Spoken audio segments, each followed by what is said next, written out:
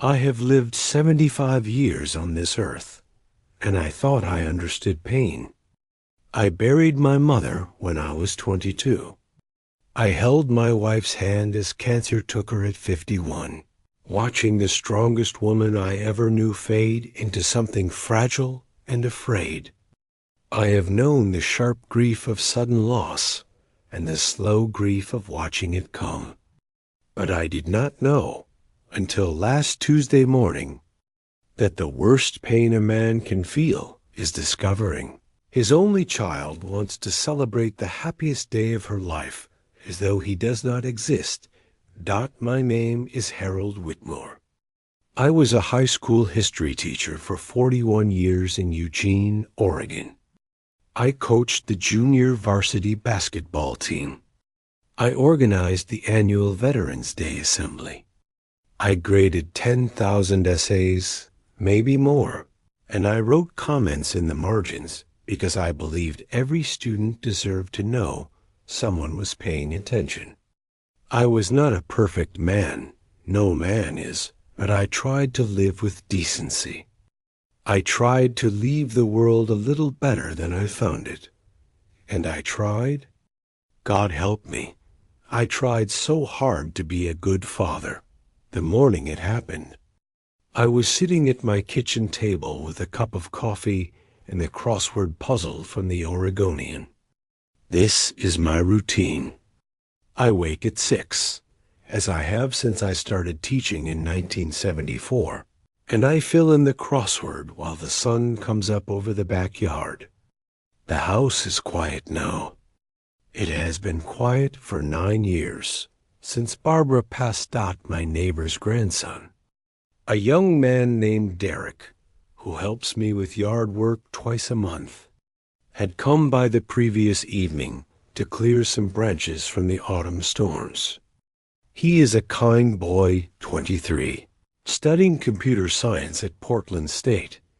He always stays for a glass of lemonade and talks to me about his classes, his girlfriend, his plans. I think he feels sorry for me, living alone in this 3-bedroom house with nothing but memories, and a cat named Winston, who tolerates my presence. Derek had left his phone on my kitchen counter. I noticed it that morning, buzzing with notifications, and I set it aside to return to him later. But as I reached for my coffee, the screen lit up with a photograph that stopped my heart.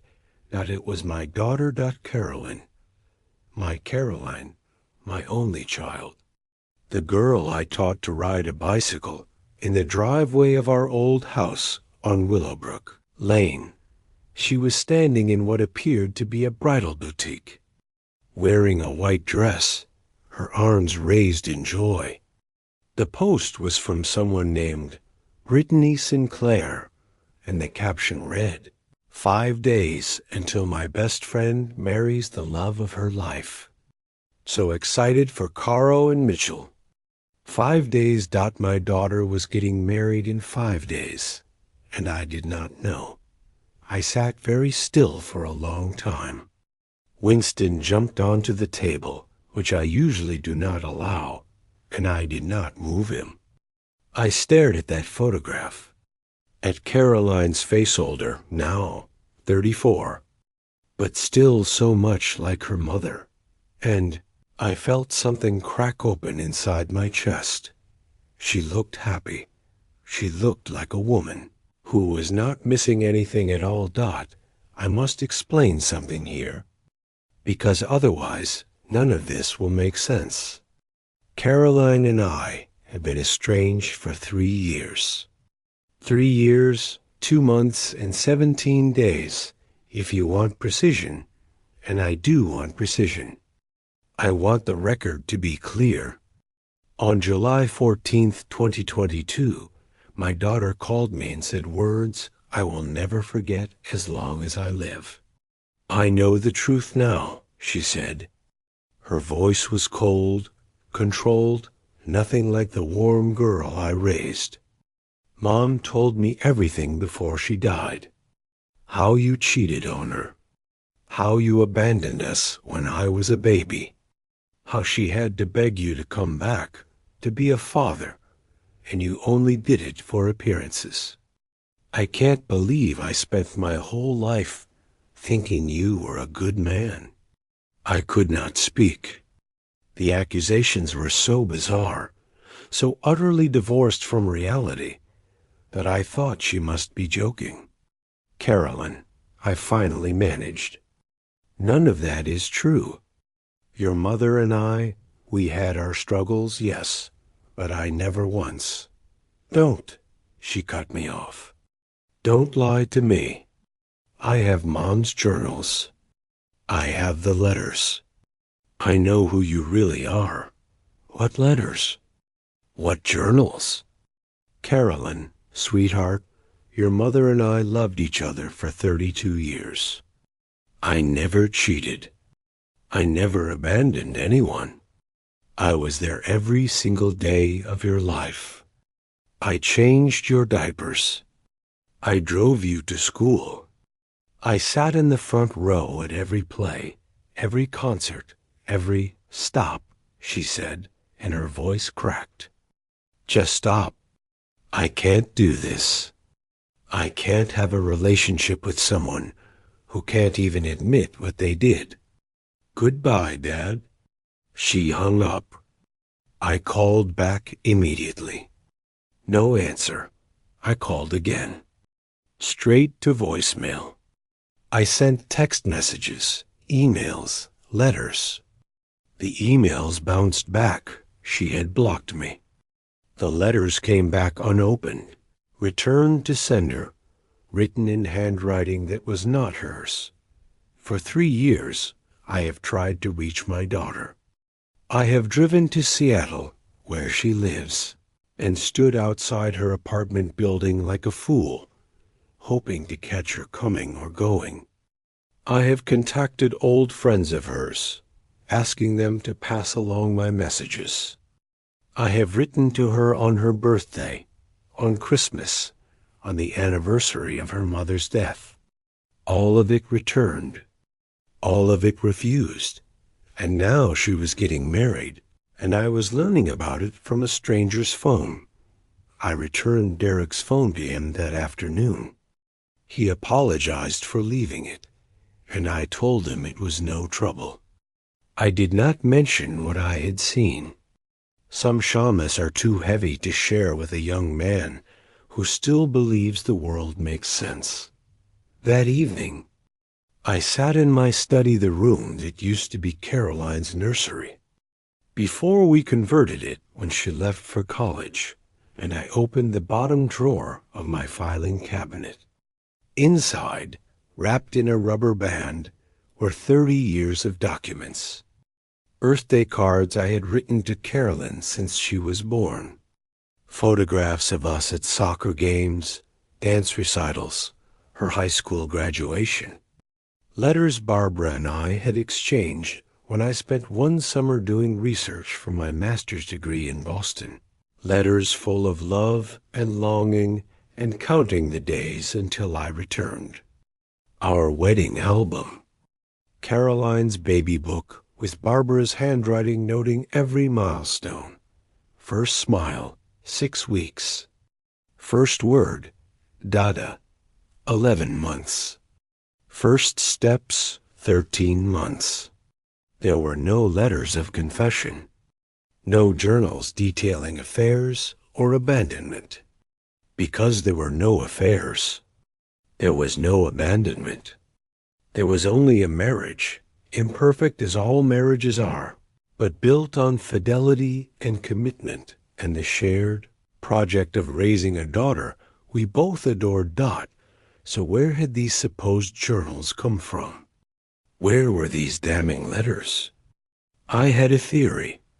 I had developed it slowly over the 3 years of silence, turning it over in my mind like a stone in a tumbler, wearing it smooth with examination.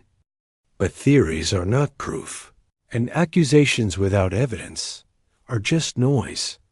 The theory involved Barbara's sister, a woman named Pauline. Pauline had never liked me. From the first day, Barbara brought me home to meet her family in 1979. Pauline had watched me with suspicion. She thought Barbara could do better. She thought I was too quiet, too bookish, too ordinary for her vibrant, beautiful sister.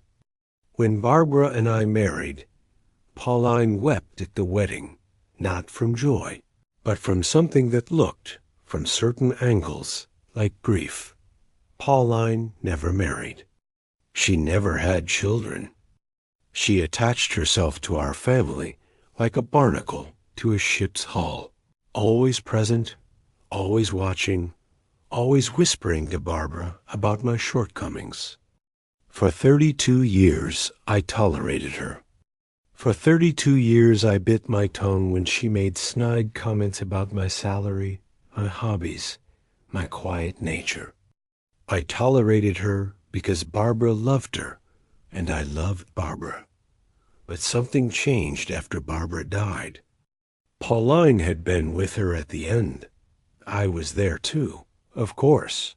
But Pauline had taken a leave from her job and moved into our guest room for the final 2 months. She and Barbara spent hours alone together while I was teaching, while I was picking up prescriptions, while I was weeping in the garage where no one could see. What had Pauline told her? What lies had she planted in the fertile soil of Barbara's morphine-addled final weeks?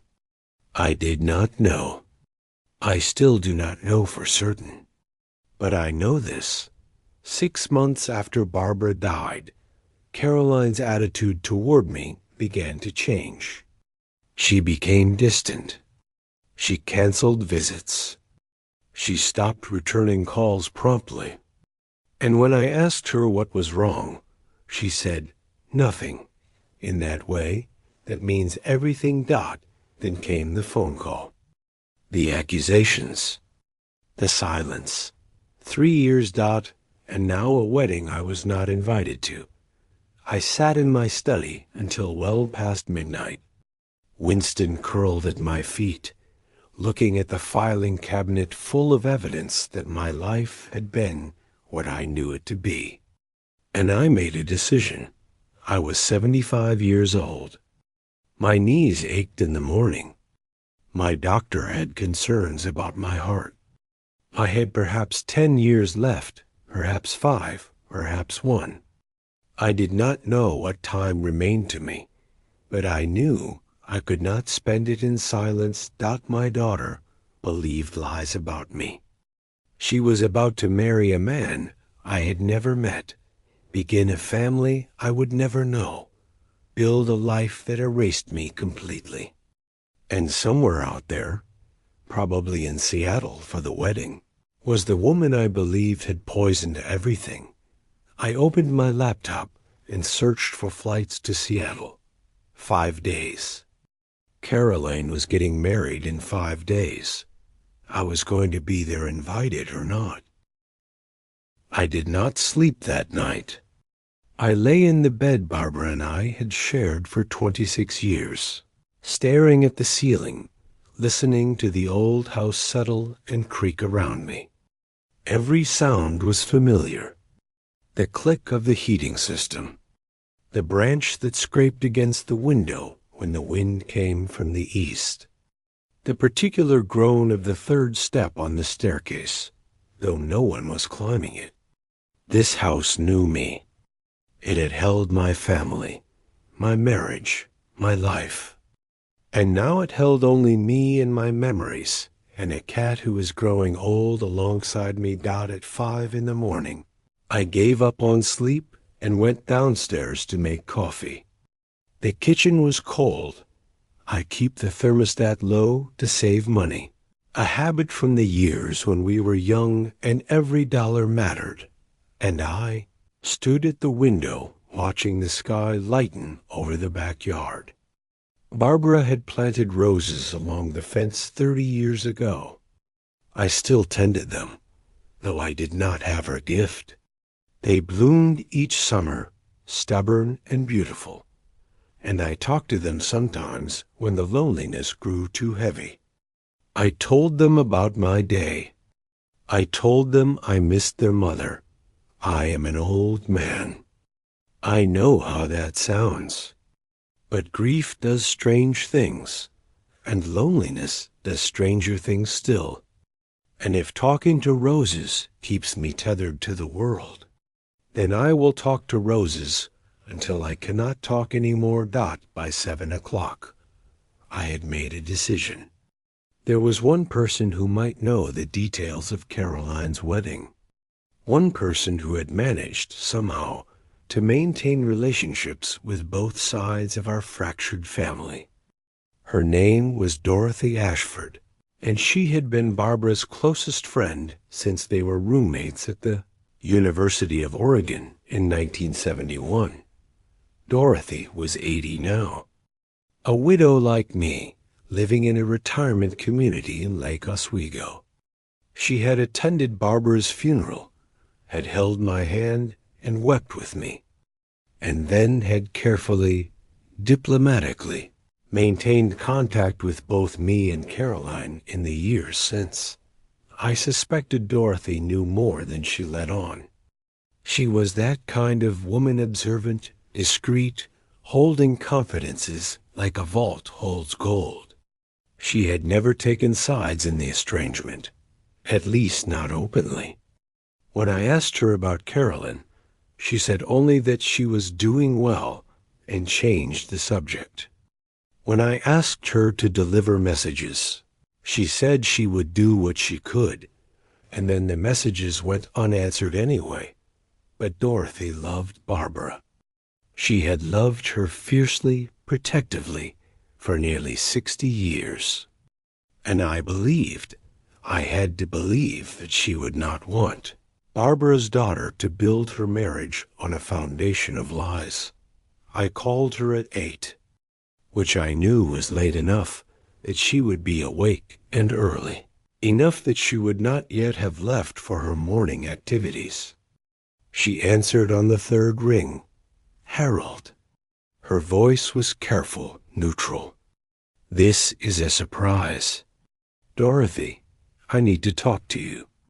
It's important." A pause. I heard something in the background, a television, perhaps, or a radio. "Is everything all right? Your health?" "My health is fine. It's about Caroline." The pause stretched longer this time. "Harold, I don't think I know about the wedding," I said. "I saw it on social media.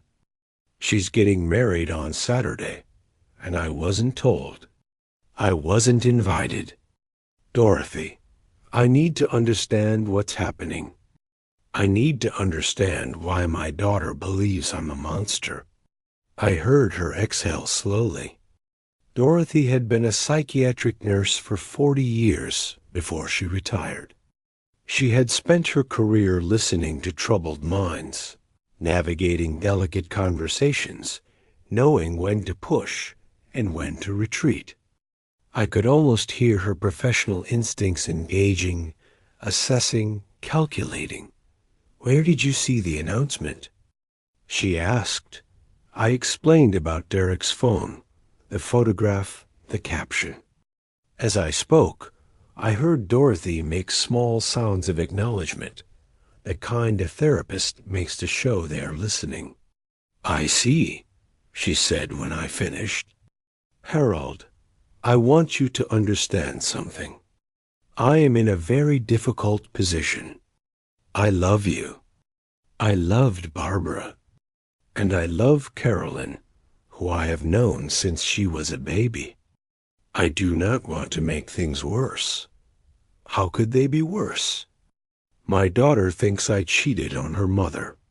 She thinks I abandoned my family. She's getting married without me there. Dorothy, I have 4 days. 4 days to make this right, or I lose her forever. When she has children, if she has children, they will grow up not knowing me. They will grow up believing their grandfather was a villain. I cannot let that happen. I will not. Have you considered, Dorothy said gently, that going to this wedding uninvited might make things worse? That it might push her further away? I have considered it. I have considered it every hour since yesterday morning. But I've also spent 3 years respecting her wishes, giving her space, waiting for her to come around. And what has that accomplished? Nothing. She's getting married, Dorothy. She's starting a new chapter of her life, and if I'm not part of that chapter, I may never be part of any chapter again. Dorothy was quiet for a long moment. I listened to her breathing, to the muffled sounds of her apartment, to the blood pulsing in my own ears. The wedding is at the Thornwood Estate, she finally said. It's a venue north of Seattle in Snohomish County. Saturday at 4 o'clock. The reception follows immediately after. I grabbed a pen and wrote it down on the back of an envelope. Thornwood Estate, Snohomish County, Saturday, 4 o'clock. My hand trembled slightly, age or emotion, or both. Thank you, I said. Dorothy, thank you. I'm not finished. Her voice had hardened slightly. Harold, there are things you need to know before you go up there. Things I've held back because I didn't want to cause more pain. But if you're going to confront this situation, you need to understand what you're walking into. I sat down at the kitchen table. Winston had appeared from somewhere and was winding around my ankles, sensing my distress the way animals do. Tell me, the journals Caroline mentioned, the letters, they exist. I've seen them. The words hit me like a physical blow. What? Pauline showed them to me about 2 years ago. She was visiting Portland for a conference, and she asked to meet for coffee. She said she wanted my opinion on something. She brought a box of paper's old letters, a leather journal, some photographs. She said Barbara had given them to her before she died, with instructions to give them to Carolyn when the time was right. I could not breathe. My chest felt tight, constricted, as though hands were pressing against my ribs. Dorothy, I never wrote any letters confessing to an affair. Barbara never kept journals about me abandoning anyone. This is fabrication. This is forgery. I know. The 2 words hung in the air between us, you know. I repeated, Harold, I knew Barbara for 60 years. I knew her handwriting as well as I know my own. Those journals. Dorothy paused, and I heard her take a breath. The handwriting was close. Very close. But there were inconsistencies. The way she formed her capital letters, the slant of certain words, and the content Barbara would never have written some of those things. The phrasing was wrong. The voice was wrong. I told Pauline that I wasn't sure the documents were authentic. What did she say? She became very upset. She said I was defending you, taking your side, betraying Barbara's memory. She said Barbara had confided in her, had told her the truth about your marriage, and that these documents were proof. She said Carolyn deserved to know who her father really was. I closed my eyes.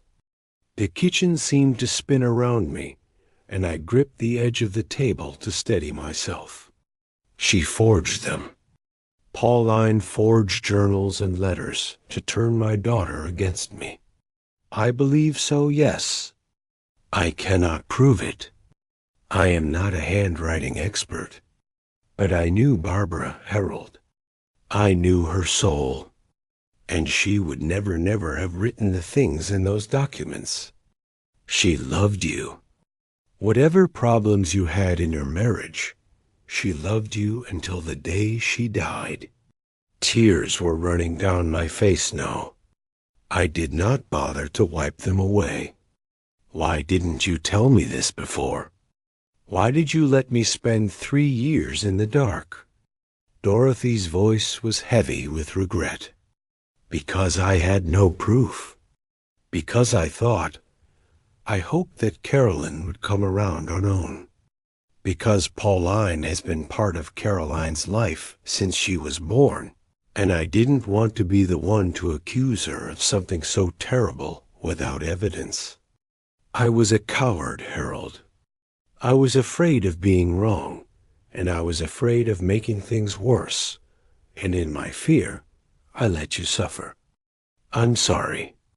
I am so deeply sorry. I sat with that apology for a long moment. Anger and gratitude warred within me, anger that she had stayed silent, gratitude that she was speaking now. But anger would not help me. Anger would not get my daughter back. The documents, I said. Do you know where they are now? Carolyn has them. Pauline gave them to her about 6 months after Barbara died. That's when everything changed, isn't it? That's when Caroline started pulling away. Yes, the timeline made sense now, horrible sense. Pauline had waited until the immediate grief had passed, until Caroline was vulnerable but functioning, and then she had delivered her poison. Dorothy, I need to see those documents. If they're forgeries, there must be a way to prove it. There might be. Barbara kept her real journals, the ones she actually wrote, in a safety deposit box. She told me about it years ago. She said they were too personal to keep in the house where anyone might find them. I don't know if you knew about this. I did not. In 32 years of marriage, Barbara had never mentioned a safety deposit box.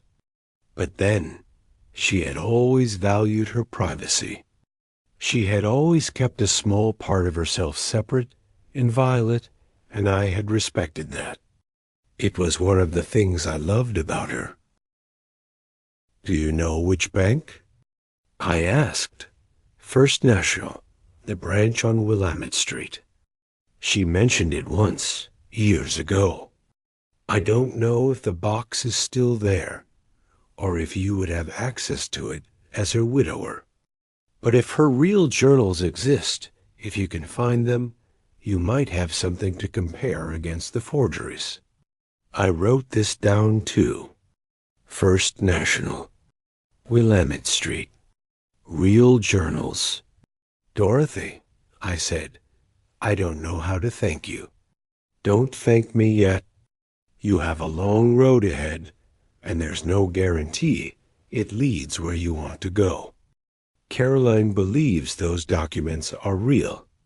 She's believed it for 3 years. Changing her mind won't be easy, even with proof. And Pauline ... Dorothy hesitated. Pauline will be at the wedding. She's hosting the rehearsal dinner on Friday night. She's practically the mother of the bride at this point. Of course she was.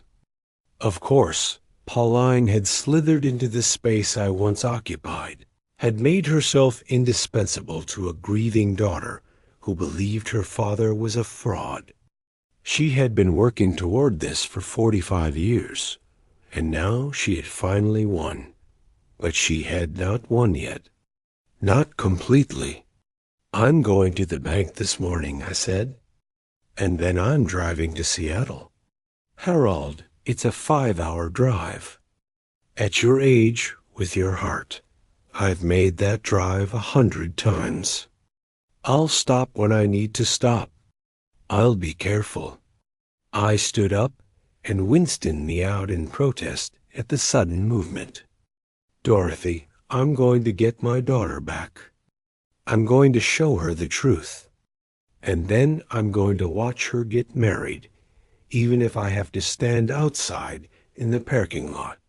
Dorothy was quiet for a moment. Then she said, "Call me when you get there." "And Harold?" "Be gentle with her. Whatever she believes about you, she's still Barbara's daughter. She's still the girl you raised.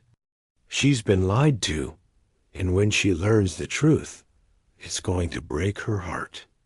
I thought about that. I thought about Caroline at 6 years old, crying because a boy at school had said her drawing was ugly. I had held her in my lap and told her that some people say cruel things because they're hurting inside, and that her drawing was beautiful because she had made it with love. She was still that girl. Somewhere beneath the anger and the lies, she was still that girl. "I'll be gentle," I promised. "I'll be gentle, but I won't be silent. Not anymore." I hung up the phone and looked around my kitchen. The coffee had gone cold. The crossword sat unfinished on the table. Outside, the roses were bare in their winter sleep, waiting for spring. I had work to do. The drive to First National Bank took 12 minutes. I know because I counted every one of them. My hands tight on the steering wheel, my heart beating faster than my cardiologist would approve. The morning traffic in Eugene was light. It was a Wednesday, just past 9 o'clock, and most people were already at work or school. I passed the high school where I had taught for 4 decades. Its brick facade unchanged since 1962. And I thought about all the years I had driven this route without understanding how fragile everything was. I had believed my life was solid. I had believed that truth was enough protection against lies. I had been a fool. The bank was a squat brown building on Willamette Street, wedged between a dental office and a store that sold running shoes. I had been inside perhaps a dozen times over the years, for mortgages and car loans in the ordinary financial business of ordinary life. I had never known that my wife kept secrets in its basement. The lobby was quiet when I entered. A young woman at the front desk looked up and smiled the professional smile of someone trained to be welcoming. Her name tag said Jennifer, and she appeared to be about Caroline's age, with the same dark hair and the same careful makeup. For a moment, the resemblance staggered me. "Good morning," she said. "How can I help you today?" I approached the desk and tried to keep my voice steady.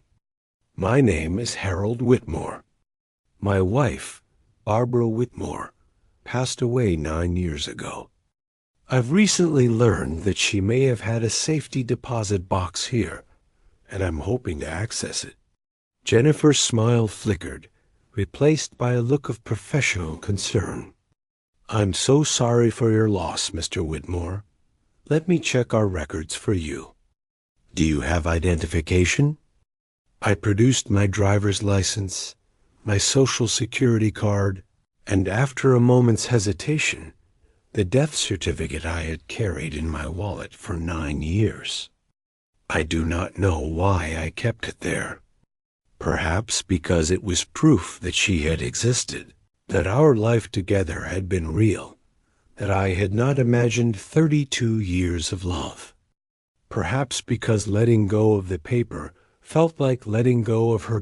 Jennifer typed something into her computer, her brows furrowing slightly.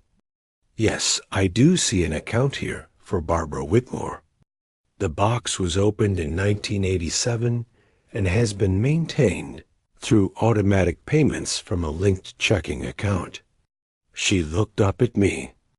"Mr. Whitmore, you're listed as the secondary holder on this box. You have full access rights." I exhaled slowly. Barbara had added my name.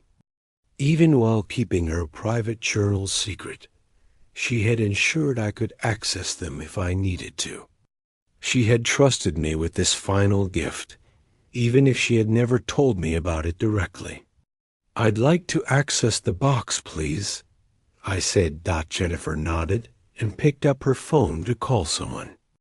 Within minutes, a middle-aged man in a gray suit appeared and introduced himself as the branch manager. His name was Thomas Chun, and he had the calm, unflappable manner of someone accustomed to handling sensitive situations. "Mr. Whitmore," he said, shaking my hand, "please follow me. I'll take you to the vault."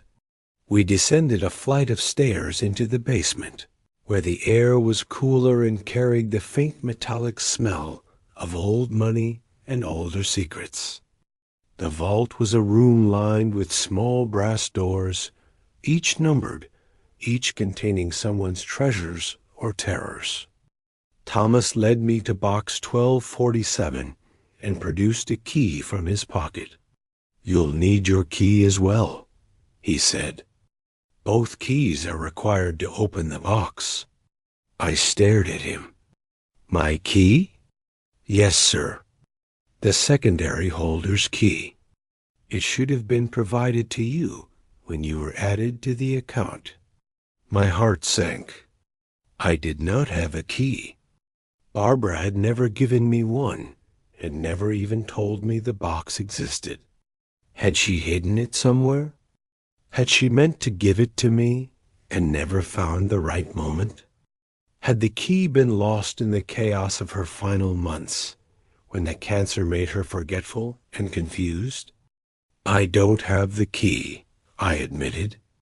"I didn't know about this box until yesterday." "Is there any way?" Thomas frowned, considering. "Under normal circumstances, we would need to drill the lock, which requires a court order and documentation. However," he paused, looking at the death certificate I still held in my hand.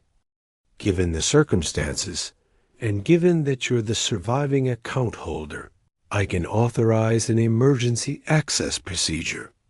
It will take about 30 minutes. Is that acceptable?" 30 minutes. I had waited 3 years. I could wait 30 more minutes. "Yes," I said. "That's acceptable. Thank you." I sat in a small private room adjacent to the vault while a locksmith was summoned. The room contained a single table, 2 chairs, and nothing else a space designed for the examination of private contents away from prying eyes. I sat with my hands folded in my lap, staring at the wall, thinking about Barbara Dodd. We had met in the spring of 1978. I was 28, finishing my master's degree in history, and she was 26, working as a graphic designer for a small advertising firm. We met at a party hosted by a mutual friend, and I spent the entire evening trying to work up the courage to talk to her. She was the most beautiful woman I had ever seen, not in the conventional magazine way, but in the way that matters, the way that comes from intelligence and humor and a fierce, burning vitality that drew people to her like moths to flame. I finally approached her near the end of the night, as the party was winding down. I said something stupid about the weather, or the music, or the quality of the wine. I cannot remember now. It was so long ago, and she laughed. Not at me, but with me, as though she understood that I was nervous and found it endearing rather than pathetic. "You're Harold," she said. "The history teacher. Margaret told me about you. She said you were shy, but worth the effort." I did not know how to respond to that, so I said nothing, which made her laugh again. "I like shy men," she said. "They usually have more interesting things to say once they start talking. Why don't you walk me to my car, Harold? and tell me something interesting. I walked her to her car. I told her about the research I was doing on the Oregon Trail, about the diaries and letters I had found in archives, about the ordinary people who had risked everything to build new lives in an unknown land. She listened with genuine interest, asking questions, pushing back on my assumptions, challenging me to think more deeply. When we reached her car, she wrote her phone number on the back of a grocery receipt and pressed it into my hand. "Call me," she said. "I want to hear more about those pioneers, and I want to know what makes a man spend his life studying other people's stories." I called her the next day. We went to dinner that Friday. By the following summer, we were married. 32 years. We had 32 years together before the cancer came. Not enough time. It would never have been enough time, but more than many people get. I had been lucky. I had been so incredibly lucky, and I had not fully understood it until she was gone. The locksmith arrived, a young woman with close-cropped hair and a tool belt around her waist. She worked on the box for 15 minutes while Thomas and I waited in the hallway, making awkward small talk about the weather and the Ducks' football season. Finally, she emerged and nodded. "It's open," she said. "Take as long as you need." I entered the small room alone. The safety deposit box sat on the table, its lid raised, its contents waiting. For a moment, I could not move. Whatever was in that box would change things. It might confirm everything I believed, or it might reveal secrets I had never suspected. Barbara was gone, and she could not explain herself, could not contextualize or apologize or reassure. Whatever story these documents told, I would have to interpret it alone. I stepped forward and looked inside. There were 3 leather journals, each one dark brown, each one worn soft with age and handling. There was a bundle of letters, tied with a faded blue ribbon letters I recognized immediately as my own. Letters I had written to Barbara during our courtship and our early marriage. Letters she had saved for nearly 50 years. There was a small velvet pouch that, when I opened it, contained her mother's wedding ring, a thin gold band with a tiny diamond that I had never seen before.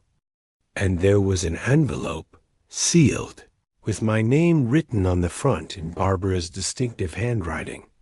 I stared at that envelope for a long time. My name in her hand, the letters slightly shaky. This had been written near the end, when the medication made her tremble. She had known she was dying.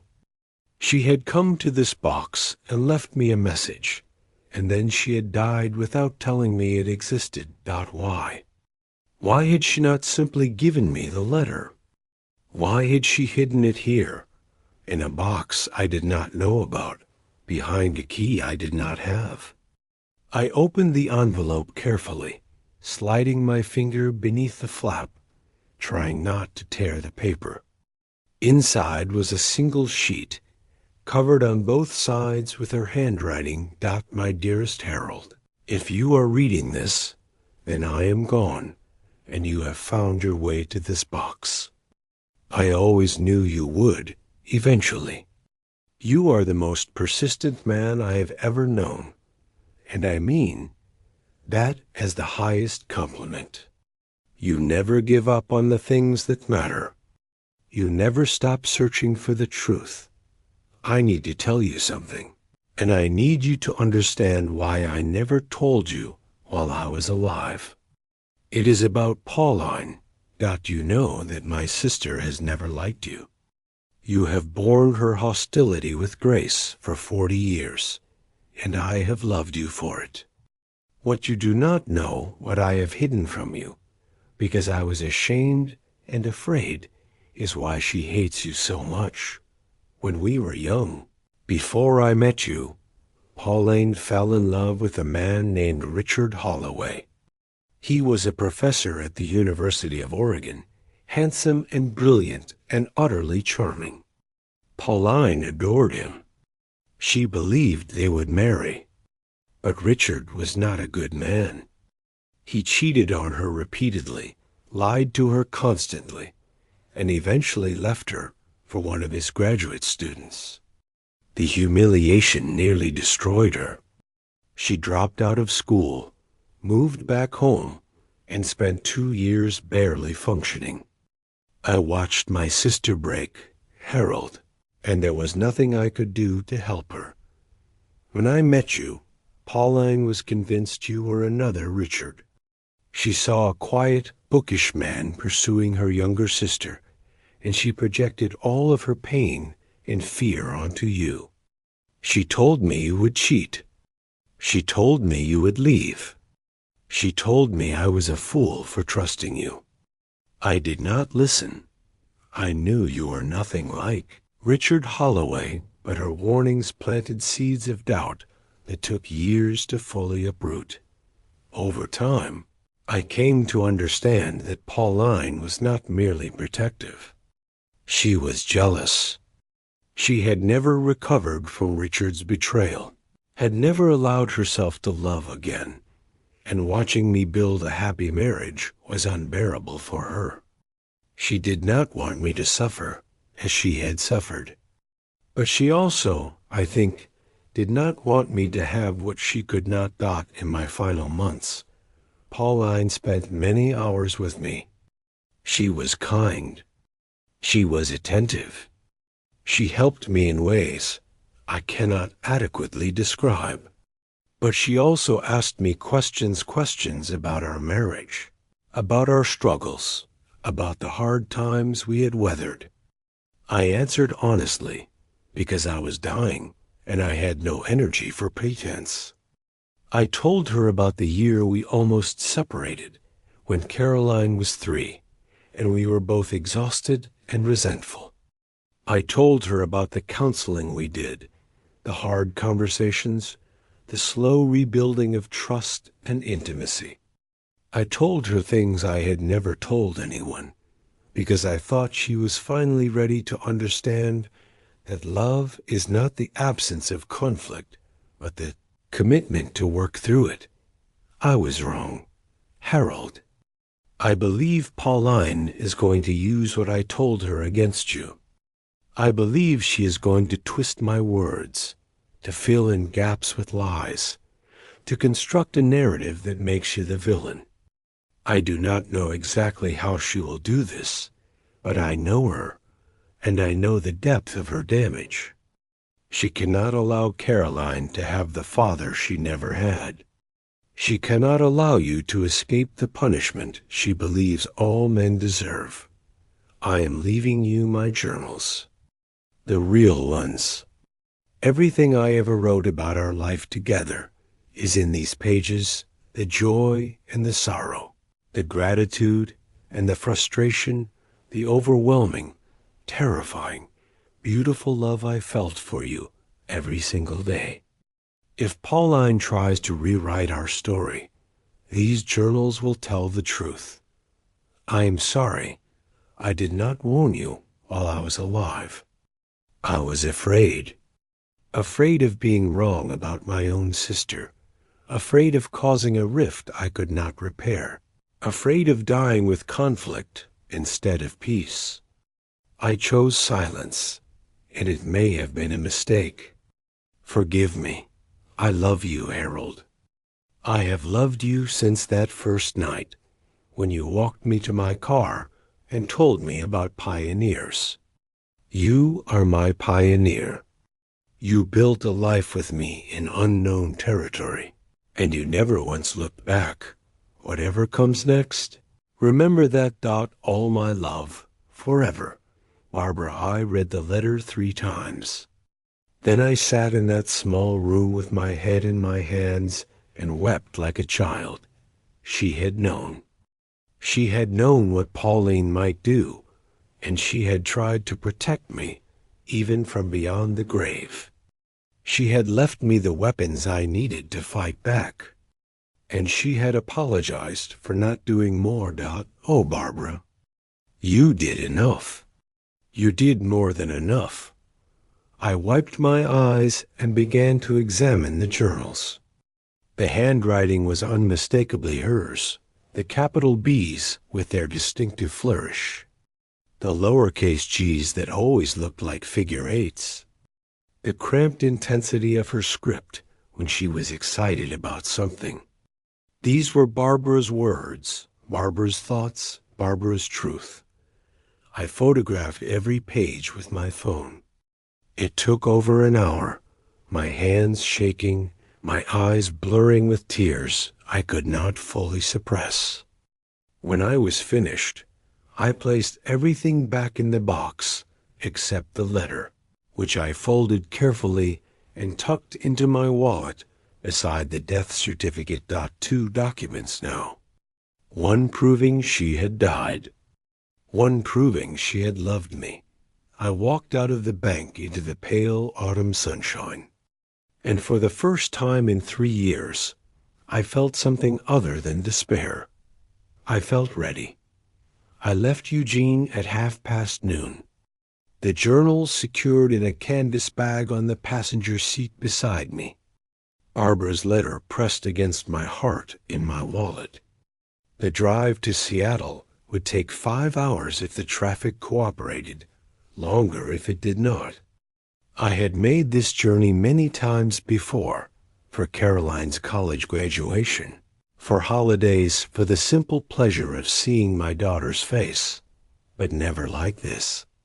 Never with so much at stake.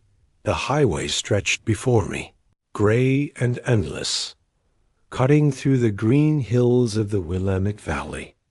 I passed Salem, then Woodburn, and the sprawl of Portland's southern suburbs.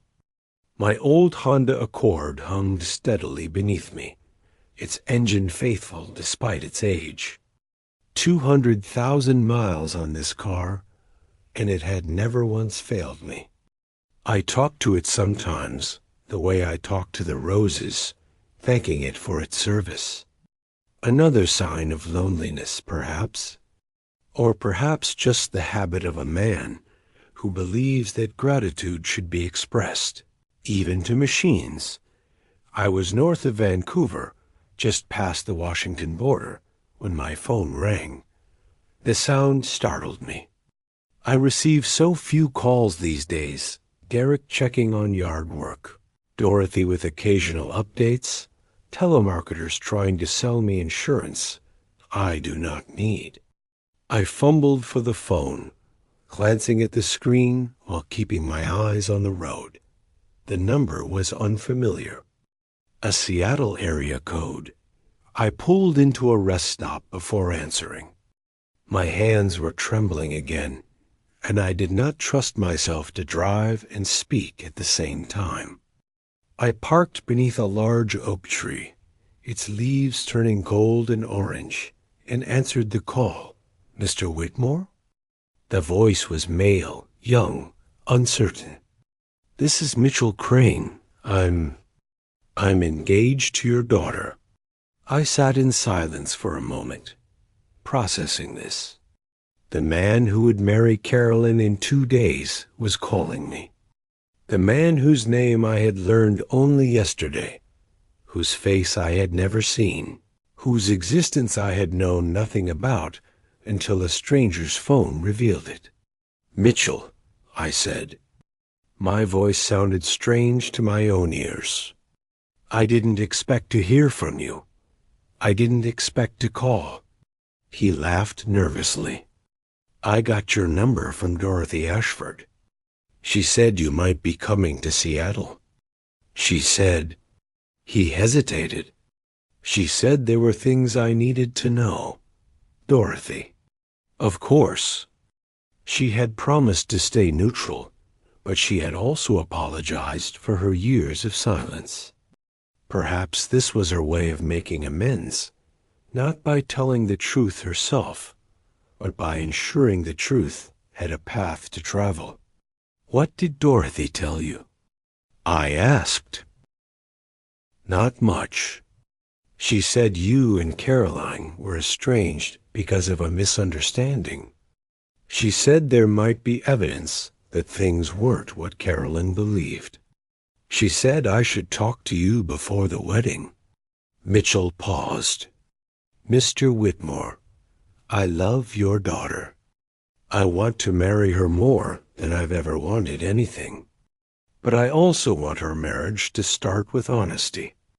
If there's something I don't know, something that could affect her, affect us, I need to hear it." I closed my eyes and leaned back against the headrest. This young man, this stranger who loved my daughter, was offering me an opportunity I had not expected. A chance to tell my side of the story to someone who might actually listen. Someone who was not yet poisoned by Pauline's lies. "How much time do you have?" I asked. "As much as you need. Caroline is at a spa appointment with her bridesmaids. She won't be back until this evening." So I told him everything. I told him about my marriage to Barbara, about the 32 years we spent building a life together. I told him about Caroline's childhood, about the soccer games and dance recitals and quiet evenings, reading stories before bed. I told him about Barbara's illness, about the long months of treatment and hope and eventual surrender. I told him about Pauline, her history, her bitterness, her presence in those final weeks. I told him about the phone call 3 years ago, about the accusations, about the letters and journals that did not exist until someone created them. And I told him about this morning, about the safety deposit box, about Barbara's real journals, about the letter she had left me warning of exactly what had come to pass. Mitchell listened without interrupting. I could hear his breathing on the other end of the line, steady and measured, the breathing of a man trying to absorb something enormous. "Do you have proof?" he asked when I finished. "The real journals, the letter, do you have them with you?" "I have photographs of every page on my phone. The originals are in my car. I'm about 2 hours from Seattle right now." Another pause. "Mr. Whitmore, I've seen the documents Caroline has. The journals, the letters. She showed them to me when we first started dating, because she wanted me to understand why she didn't have a relationship with her father. I read them. They were—" He struggled for words. "They were convincing. The handwriting looked authentic. The details were specific. I had no reason to doubt them. I understand. Pauline had 45 years to study her sister's handwriting. She had access to family stories, private details, things only someone close to Barbara would know. She crafted those forgeries carefully." I gripped the phone tighter. "But Mitchell, I have something Pauline didn't count on. I have Barbara's actual words in her actual hand, from journals she kept hidden precisely because she feared something like this might happen. I have a letter from my dying wife warning me about her own sister. These documents exist, and they tell a very different story." Mitchell was quiet for a long moment. I watched a family emerge from the rest stop's main building, a young mother, a father, 2 children running ahead toward their minivan. The children were laughing, carefree, unaware of how fragile happiness could be. I envied them.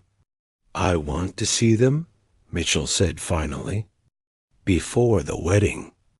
I want to compare them to what Caroline has." And if what you're saying is true, double quotes, he trailed off. If what I'm saying is true, then Carolyn has spent 3 years grieving a father who never existed. She's been manipulated by someone she trusted. And she's about to get married without the one person who should be there, her actual father, who loves her, who has always loved her, who never stopped trying to reach her, Jesus. Mitchell's voice cracked. How do I tell her this? How do I tell my fiancée, 2 days before our wedding, that her entire understanding of her family is a lie? You don't, I said. Not alone. I'll be there. I have the evidence. But Mitchell, I need you to do something for me first. What? I need you to get me into the rehearsal dinner tomorrow night. I know Pauline is hosting it. I know I'm not welcome. But I need to be in that room when the truth comes out. I need Carol Ann to see my face when she learns what really happened. She needs to know I'm not a ghost, not a villain, not a memory to be erased. I'm her father, and I'm fighting for her. Mitchell exhaled slowly. The rehearsal dinner is at Pauline's rental house. It's just family and the wedding party, maybe 20 people. Pauline has made it very clear that you're not to be contacted or included. She told Caroline it would be re-traumatizing to have you there. Of course she did. But Mitchell hesitated. It's my wedding, too. I have a say in who attends. And if there's even a chance that what you're telling me is true, then Carolyn deserves to know. She deserves to make her own choice about whether she wants you there. That's all I'm asking. A chance. One chance to show her the truth. Okay. Mitchell's voice firmed with decision. Okay, Mr. Whitmore. I'll get you in. I don't know how yet, but I'll figure something out. Can you text me when you're close to Seattle? I'll send you the address. I will. And Mitchell? Yes, thank you. For calling. For listening. For giving me a chance. My voice broke slightly on the last word, and I did not try to hide it. You're a good man. I can tell. My daughter chose well. I hope so, he said quietly. I really hope so. Because if you're right about all this, then I'm about to help tear down everything she thought she knew. And I don't know if she'll forgive me for it. She forgive you, I said. She has her mother's heart. It takes time, but it finds its way to truth. We said goodbye, and I sat in the parking lot for another 10 minutes, watching the oak leaves flutter in the autumn breeze. The family with the children had driven away. Other cars came and went, people stretching their legs, walking dogs, buying snacks from vending machines. The ordinary business of ordinary life, continuing all around me while my own life balanced on a knife's edge. I thought about Carolyn. I thought about the little girl who used to climb into my lap and ask me to read just one more chapter, Daddy. Please. I thought about the teenager who rolled her eyes at my jokes, but laughed anyway when she thought I wasn't looking. I thought about the young woman who hugged me at her college graduation and whispered, I couldn't have done this without you, in my ear. That woman was still in there, somewhere beneath the lies and the pain. She had to be. I started the car and pulled back onto the highway. Seattle was waiting. My daughter was waiting. And the truth, patient and inexorable, was finally ready to be heard. The rental house sat on a hillside overlooking Puget Sound. a sprawling modern structure of glass and cedar that probably cost more per night than I earned in a month during my teaching years. Pauline had always had expensive taste, funded by a career in pharmaceutical sales that rewarded her particular talent for convincing people to believe things that weren't entirely true. The irony was not lost on me that I arrived at 6:30, half an hour after the dinner was scheduled to begin. Mitchell had texted me the address and a simple instruction: side door, kitchen entrance. I'll make sure it's unlocked. He had also warned me that Pauline had hired a coordinator to manage the event, a young woman who might try to stop me if I came through the front. The side entrance would bypass her station. I parked my Honda on the street, 2 houses down, between a Mercedes and a BMW that made my old car look like a relic from another century, which I suppose it was. I am a relic to a 75-year-old, man with aching knees and a heart that skips beats when I climb too many stairs. But relics have their uses. They carry history. They remember what others forget. The canvas bag hung heavy on my shoulder as I walked up the driveway, staying close to the hedges that lined the property. Inside the bag were Barbara's journals, the letter, and a folder containing printed photographs of every page backup copies in case something happened to my phone. I had prepared for this moment the way I once prepared for lectures, anticipating questions, organizing evidence, building toward an argument that could not be refuted. The side door was unlocked, as promised. I slipped into a gleaming kitchen where caterers in white jackets moved with practiced efficiency, plating appetizers and filling wine glasses. One of them glanced at me, an old man in a rumpled suit, clearly out of place, but said nothing. In my experience, service workers learn quickly not to question the eccentricities of wealthy clients and their guests. Could hear voices from the main room, the murmur of conversation punctuated by occasional laughter. My heart hammered against my ribs as I approached the doorway. 3 years. 3 years of silence, of returned letters, of standing on sidewalks, hoping for a glimpse of my daughter's face. And now I was here, uninvited, about to shatter the careful fiction that had kept us apart. I stepped into the room. The conversation died in stages, spreading outward from where I stood like ripples from a stone dropped in still water. 20 faces turned toward me, some curious, some confused, some alarmed. I recognized a few of Caroline's friends from photographs she had posted years ago, before the estrangement. I recognized Mitchell, standing near the fireplace with a glass of wine he was not drinking, his expression carefully neutral, and I recognized Pauline. She stood at the head of the long dining table, frozen in the act of raising a toast. She was 78 now, her hair silver, her face webbed with lines that spoke more of bitterness than age. She had been beautiful once, in the way Barbara was beautiful, but something had curdled in her over the years.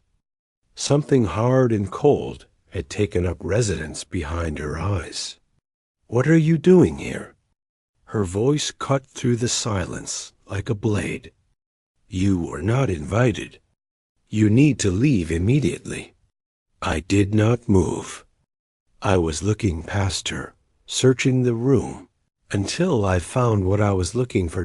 Caroline stood near the window, wearing a pale blue dress I had never seen before. She was holding the hand of a woman I didn't recognize, a bridesmaid, perhaps, or a friend. Her face had gone white, and she was staring at me with an expression I could not read.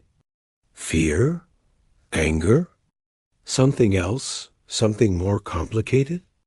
Carolyn, I said. My voice was steadier than I expected. I'm not here to cause trouble.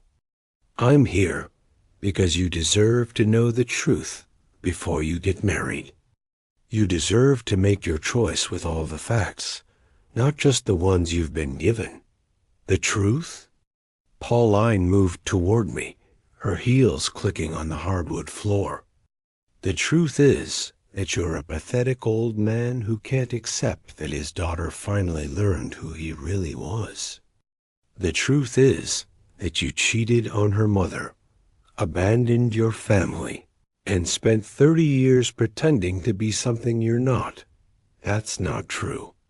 I said it simply, without anger, without drama. None of it is true, and I can prove it. I reached into the canvas bag and withdrew the first journal, the oldest one, its leather cover soft with age. Barbara's name embossed in faded gold on the spine. This is your sister's journal, I said to Pauline. The real one. The one she kept hidden in a safety deposit box for 37 years. Because she knew that someday you might try exactly what you've tried. She wrote me a letter explaining everything. She warned me about you. Pauline's face contorted. That's a forgery. You made that yourself, too. I found it this morning, I continued, my voice rising over hers. At First National Bank in Eugene, Box 1247. Barbara opened that box in 1987 and maintained it until she died. I'm listed as the secondary holder. The bank manager can confirm everything. I turned to Carolyn. Your mother's handwriting is distinctive. You know that. You learned to write by copying her letters. Look at these journals and tell me they're not authentic. Look at them and tell me these aren't her words. Caroline had not moved. She stood frozen by the window, her face a mask of conflicting emotions.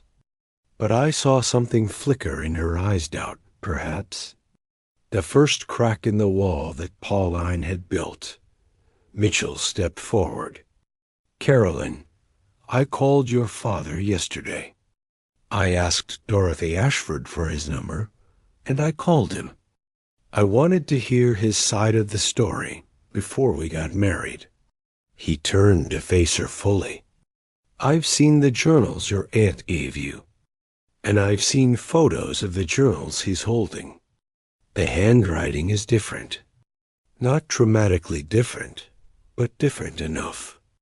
Someone who knew your mother's writing could have imitated it, but there are inconsistencies. You called him? Caroline's voice was barely a whisper. Without telling me? I had to know. If there was any chance at all, that what you believed wasn't true, I couldn't let you marry me without knowing. I love you too much for that. Pauline laughed a sharp, ugly sound. This is absurd. He's manipulated all of you. He's had 3 years to prepare this charade, to forge documents, to create some elaborate. There's a letter, I said. I reached into my wallet and withdrew the envelope, handling it carefully, reverently. Barbara wrote me a letter before she died. She knew she was dying, and she knew what you might do, and she tried to warn me. She apologized for not telling me while she was alive. She was afraid of being wrong about her own sister. I held the letter out toward Caroline. My hand was shaking now, age, emotion, the weight of everything that hung on this moment. Read it, I said. Please, sweetheart. Just read it. If you still want me to leave after that, I'll go. I'll walk out of here, and never contact you again. But please, please give me this one chance." The room was utterly silent. No one moved. No one seemed to breathe. Caroline looked at the letter in my hand. She looked at Pauline, whose face had gone gray beneath her careful makeup. She looked at Mitchell, who nodded almost imperceptibly. Then she crossed the room and took the letter from my fingers. She read it slowly, her eyes moving back and forth across Barbara's handwriting. I watched her face as she read, watched the emotions pass across it like clouds across the sun. Confusion, recognition, dawning horror. When she reached the end, she went back to the beginning and read it again. Her hands were trembling. "Aunt Pauline," she said finally. Her voice was strange, flat, drained of all color. "Mom mentioned someone named Richard Holloway, a professor who cheated on you, who broke your heart." Pauline's face went rigid. "I don't know what She says you never recovered. She says you projected your pain onto Dad, convinced yourself he would do the same thing Richard did. She says you couldn't stand to watch her be happy when you were so miserable. Carolyn, listen to me. Did Richard Holloway exist?" Caroline looked up from the letter, and her eyes were blazing. "Did he? Did this man exist? And did he break your heart? And have you spent the last 45 years punishing my father for something he didn't do?" Pauline opened her mouth, but no sound came out. I saw something collapse behind her eyes, the careful architecture of decades crumbling in an instant. "My God." Caroline's voice cracked. "My God, it's true. It's all true. You made me believe. You took Mom's stories and you twisted them into something." She couldn't finish. Tears were streaming down her face now, and she was looking at Pauline with an expression of such profound betrayal that I felt my own heart break watching it. Mitchell moved to her side, putting his arm around her shoulders. She leaned into him, but her eyes never left Pauline. "Get out," Carolyn said. The words were quiet, but carried the force of a scream. "Get out of this house. Get out of my wedding. Get out of my life." Pauline took a step backward. "Carolyn, please. I was trying to protect you. I was trying to save you from what? From a father who loved me? From a man who wrote me letters for 3 years that I never opened? From the person who taught me to ride a bike and helped me with my homework and sat in the front row at every school play I was ever in?" Caroline was sobbing now, her words coming in ragged bursts. "You stole 3 years from me. You stole my father. You almost stole him from my wedding. How could you? How could you do that to me? To him? To Mom?" Pauline looked around the room, searching for an ally, finding none. The other guests had drawn back, forming a loose circle of witnesses to her unmaking. Some looked shocked. Others looked disgusted. No one moved to help her. "You don't understand," she whispered. "You can't understand what it's like to watch everyone else get the life you wanted. To watch your sister have everything. The husband, the daughter, the happiness, while you have nothing. I loved Barbara. I loved her more than anyone. And she left me. She left me for him, and then she left me for death, and all I had left was you. I just wanted. She didn't finish. She couldn't."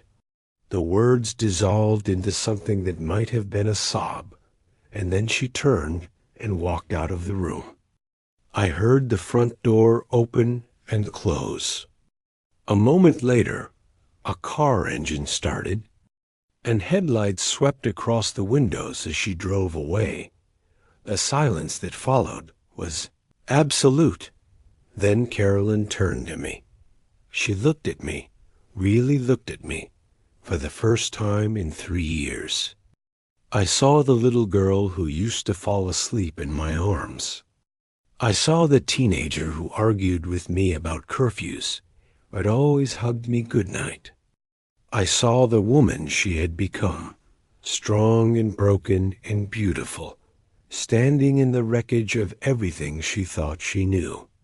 "Daddy," she said, that one word. That one word, and I was undone. I opened my arms, and my daughter walked into them, and I held her while she cried. I held her the way I held her when she was 5 and afraid of thunderstorms. The way I held her when she was 16 and her first boyfriend broke her heart. The way I should have held her 1,000 times over the last 3 years, but couldn't. "I'm sorry," she kept saying. "I'm so sorry." I believed her. I believed everything she said. I thought you were she. I stroked her hair, the way Barbara used to do. "It's not your fault. None of this is your fault." She was convincing. She had to be, or it wouldn't have worked. "You trusted family. That's not a sin. Can you forgive me?" I pulled back and looked at her face, wet with tears, crumpled with grief and guilt. My daughter, my only child, the best thing Barbara and I ever made together. "There's nothing to forgive," I said. "You're here. I'm here. That's all that matters." The wedding happened 2 days later, as scheduled. Not at the Thornwood estate. Carolyn couldn't bear to use anything Pauline had arranged, but in a small garden behind Mitchell's parents' house, with 30 guests seated on folding chairs and wildflowers in mason jars lining the aisle. I walked her down that aisle. She wore her mother's wedding dress, altered slightly to fit her frame, and she carried a bouquet of roses, the same variety Barbara had planted in our backyard 40 years ago. When we reached Mitchell at the altar, Carolyn turned to me and whispered something only I could hear. "Mom would be so proud of you."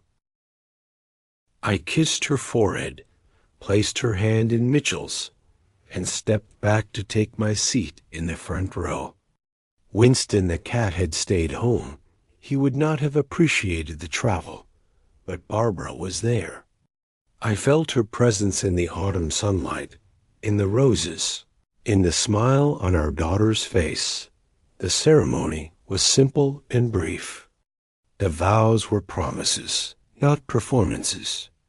When Mitchell kissed his bride, the guests cheered, and I found myself cheering with them, an old man with tears on his face, clapping until his palms ached. At the reception, Caroline introduced me to everyone as my father, the history teacher, the most patient man in the world. We danced together to a song Barbara had loved not well, "Because my knees are what they are," but joyfully. When the song ended, Caroline looked at me with something like wonder. "How did you not give up?" she asked. 3 years. Returned letters. Blocked calls. How did you keep trying? I thought about it. Because giving up would have meant she was right, I said finally. It would have meant accepting the story Pauline wrote instead of the one your mother and I actually lived. I couldn't do that. Not to Barbara's memory.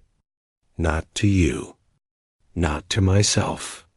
She hugged me again, right there on the dance floor, and I felt something that had been broken for 3 years finally begin to heal. I drove back to Eugene the next morning. The canvas bag empty now. I had given Caroline the journals, all of them, so she could read her mother's real words whenever she needed to. The letter I kept. That was mine. The house was quiet when I returned, but it did not feel as lonely as before. Winston greeted me at the door with his usual indifference, but I picked him up anyway and carried him to the kitchen, where the roses outside the window were preparing for their winter sleep. We did it, I told them. We got her back. The roses did not answer, of course, but I like to think Barbara heard me anyway. Author's a note, T. This story was born from a simple truth. Lies require constant maintenance, but truth is patient. Harold Whitmore did not confront his sister-in-law with violence or revenge.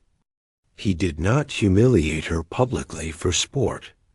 He simply gathered his evidence, waited for his moment, and let the truth speak for itself. Pauline's punishment was not delivered by Harold. It came from the natural consequences of her own choices, from the horror in her niece's eyes when the deception finally crumbled. Some justice requires no judge and no sentence. Some justice is simply the mirror held up at last, showing us exactly who we have become. Harold's victory was not destruction, but restoration. A dance with his daughter, a seat in the front row, a chance to be a grandfather. The quiet triumphs. They always do.